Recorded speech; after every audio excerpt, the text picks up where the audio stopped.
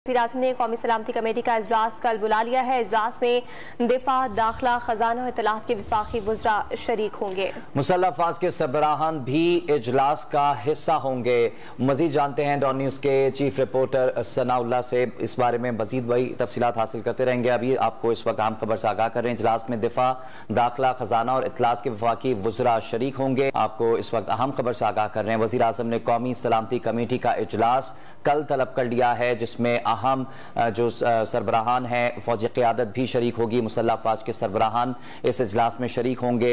Senior वफाकी वज़रा भी इस इजलास में शरीक होंगे। सनाउल्लाह से मज़ीद तफसीलात जानेंगे। सनाउल्लाह, बताइएगा, कल कौमी सलामती का इजलास बुलाया गया है, क्या तफसीलात हैं?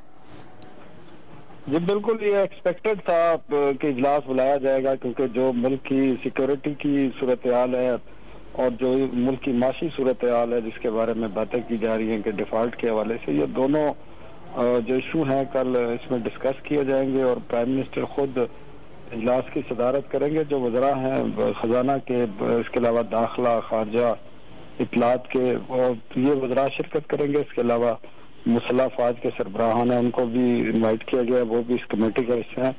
और इसमें एक तो जो मुल्क की इक़्तिसादी सूरत हाल है, जिसके बारे में बातें की जा रही हैं कि शायद पाकिस्तान डिफॉल्ट कर जाएगा, इस पर भी ब्रीफ किया जाएगा। जो और इसके साथ साथ जो टेररिज्म के वाक़यात बढ़े हैं पाकिस्तान में, उनके बारे में भी कुछ जो सिक्योरिटी के मामलात हैं वो भी डिस्कस किए जाएंगे। अफगानिस्तान में जो सरहदी सूरत हाल है या तालिबान से जो मुज़ाकरात हैं, वो भी इस कमेटी में ज़रूर हो रहे हैं। जी, बहुत शुक्रिया तफसीलात के लिए सनाउल्लाह।